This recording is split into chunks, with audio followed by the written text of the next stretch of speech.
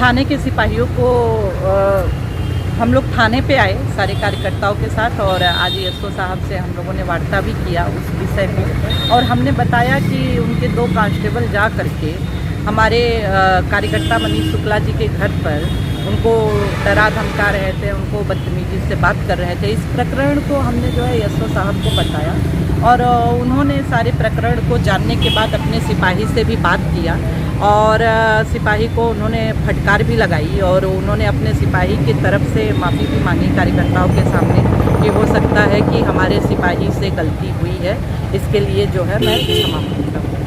अच्छा, कोई मुकदमा पंजीकृत उस व्यक्ति के खिलाफ नहीं हुआ? नहीं, ऐसा कोई हम लोग विवाद अपनी तरफ से उत्पन्न नहीं कराना चाह रहे हैं। हम लोग बहुत शालीनता के साथ जो है उस प्रकरण को थाने पे ले करके आए थे, और बहुत शालीनता के साथ एसओ साहब ने भी उसका जो है अपने संज्ञान में लेते हुए उसका निराकरण भी किया। अच्छा मैम, एक चीज़ ये कह रहे थे, जहाँ पर आपके भारतीय जनता पार्टी की सरकार राज्य से लेकर के केंद्र तक है, वहीं पर कार्यकर्ता जो आपके हैं वो बहुत ठगा सा महसूस करते हैं। उन्हें कहीं न कहीं ऐसा लगता है कि हमारी खुद की सरकार होने के बावजूद भी हमें प्रोटेक्ट नहीं किया जाता है।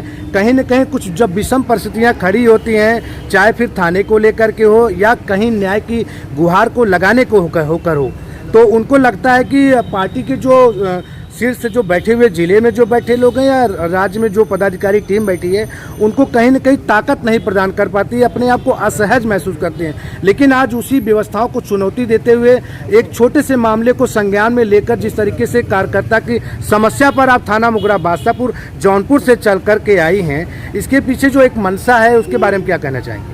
ऐसा नहीं है कि हमारे मुख्यमंत्री जी या हमारे प्रधानमंत्री जी, ऐसा कोई प्रकरण नहीं है कि वो अपने कार्यकर्ताओं को अनदेखा कर रहे हैं।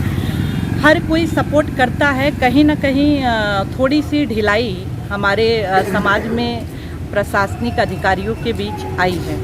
उसका भी कहीं ना कहीं कुछ कारण ये भी है कि जो छोटे लेवल के वर्कर होते हैं, जो छोटे लेवल के प्रशासनिक अधिकारी, कहीं ना कहीं गंदगी वो फैलाते हैं जिसका बड़े लेवल के अधिकारियों को उसको भुगतना पड़ता है। तो ऐसा नहीं है कि हमारे जो कार्यकर्ताओं की उपेक्षा हो रही है। हमारे कार्यकर्ता बहुत ही अपने संगठन में मजबूत है। हमारा भारतीय जनता पार्टी मजबूत संगठन है, और हमारा कार्यकर्ता स्वयं में, हर कार्यकर्ता अपने आप में मजबूत है। उसकी क्षमता है वो स्वयं में जा करके किसी भी अधिकारी से अपने समस्याओं की बात कर सकता है, उसको रख सकता है, और समस्याओं का समाधान करने में भी हर कार्यकर्ता अपने आप में सक्षम है। एक बात ये कहना चाह रहे थे मैडम, आज पिछले 1 साल के बीचों में एक मामला संज्ञान में आया था सतहिया को लेकर के।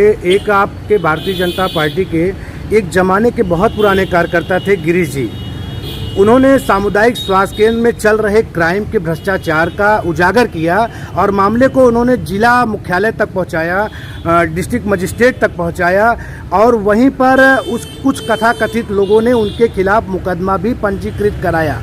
संगठन में रह कर के जहाँ पर क्राइम पनपता है, वो अपनी जिम्मेदारी जब कोई कार्यकर्ता समझता है कि हमारी सरकार है, हमारी सरकार बदनाम ना होने पाए, इस नाते हमारी भी अपनी एक जिम्मेदारी बनती है। उस जवाबदेही को तय करते हुए जब वो आगे बढ़ते हैं तो कुछ कथाकथित लोग या फिर वो विपक्ष में रहने वाले लोग हों, उनके खिलाफ ही मुकदमा पंजीकृत करा देते हैं। तो गिरीश जी यही सामने मौजूद भी हैं, इनके साथ बहुत बड़ा क्राइम हुआ कि इनके ही खिलाफ मुकदमा पंजीकृत कराया। वहाँ पर जो सर्विस करने के लिए आया हुआ है सामुदायिक स्वास्थ्य केंद्र का डॉक्टर, तो उसके बारे में क्या कहना चाहेंगी मैडम? देखिए, इस प्रकरण की मुझे बहुत जानकारी नहीं है, इसलिए मैं इस विषय में बिना जानकारी के कोई भी बात नहीं बता पाऊंगी। 2022 को लेकर के क्या कोई तैयारी है क्या आपकी?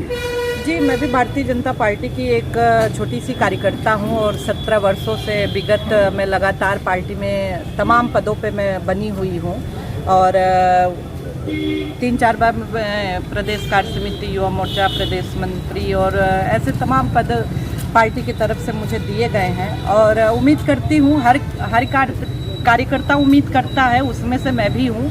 अगर मैं अपने जीवन में संघर्ष कर रही हूँ, पार्टी के लिए काम कर रही हूँ, तो निश्चित रूप से मैं भी 2022 की तैयारी कर रही हूँ मुगरा बादशाहपुर विधानसभा से। अब ये पार्टी निर्णय करेगी, हम तो पार्टी के भक्त हैं। पार्टी अगर मुझे टिकट देगी तो मैं ज़रूर निश्चित लड़ूंगी चुनाव।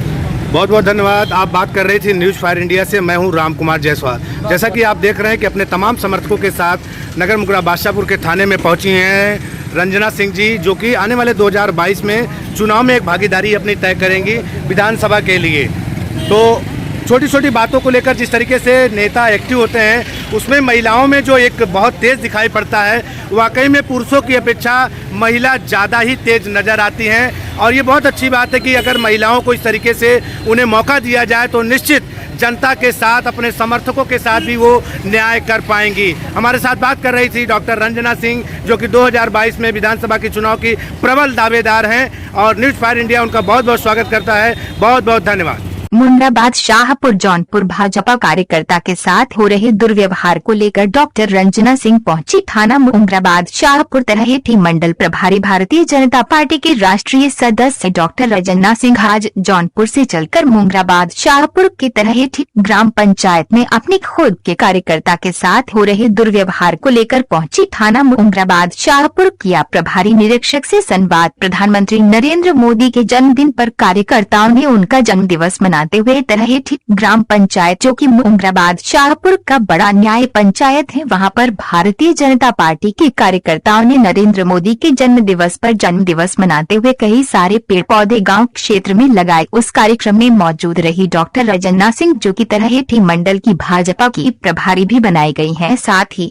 भाजपा की एक बड़े लीडर के रूप में अपनी पहचान भी बनाई है। कई सारे प्रदेश और राष्ट्र के पदों पर पार्टी और संगठन में रही है और भाजपा संगठन के लिए काम करती आ रही है। अपने कार्यकर्ताओं के द्वारा जब ये शिकायत उन्हें मिली कि जो भी पेड़ और पौधे उन सभी संगठन के द्वारा लगाए गए थे, वहीं पर स्थानीय रहने वाले समाजवादी पार्टी के कुछ तथाकथित व्यक्तियों ने उन सभी पेड़ पौधों को उखाड़कर फेंक दिया। और जब उसकी शिकायत कार्यकर्ताओं ने थाना मुंद्राबाद शाहपुर में लिखित प्रार्थना पत्र देकर किया तो किसी प्रकार की कोई कार्यवाही नहीं हुई। इसी बात से नाराज डॉक्टर रंजना सिंह आज जौनपुर जिला मुख्यालय से चलकर अपने कार्यकर्ताओं की दुख तकलीफ को देखते हुए थाना मुंद्राबाद शाहपुर पहुंचकर प्रभारी निरीक्षक थाना मुंद्राबाद शाहपुर सत्र प्रकाश सिंह से बातचीत किया और कहा कि इस तरीके से कार्यकर्ताओं के साथ गलत नहीं होना चाहिए। बाद में डॉक्टर रंजना सिंह ने पत्रकारों से बातचीत करते हुए कहा कि प्रभारी निरीक्षक थाना मुंद्राबाद शाहपुर ने हमारी बात को बड़ी सरलता से सुना और समझा और इस मामले में जो दोषी सिपाही थे उनको फटकार भी लगाया और कहा कि दोबारा इस तरीके की गलती नहीं होगी। साथ में डॉक्टर रंजना सिंह ने पत्रकारों से ये भी बताया कि आने वाले समय में अगर पार्टी हाईकमान ने हमें विश्वास जताया तो निश्चित 2022 में हम विधानसभा की तैयारी मुंद्राबाद शाहपुर विधानसभा से करेंगे। उसमें हम सभी कार्यकर्ताओं के जोश खरोश के लिए उन्हें धन्यवाद देते हैं और हमारे साथ लगकर दिन